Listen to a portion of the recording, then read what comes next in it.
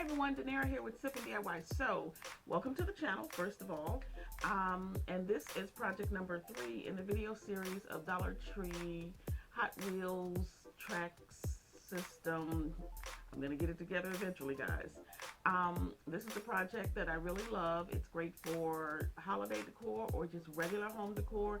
You can make it in farmhouse, contemporary. There's plenty of things you can do with this, and it's reversible. Yay! So without further ado, please don't forget to make sure you subscribe, like, share. Share it with someone who's into crafts, or definitely forward it on to someone who you know likes watching things being made, or people who shop at the Dollar Tree, even though they're going to be going up on their price, right? So without further ado, let's go ahead and watch the video. Thanks.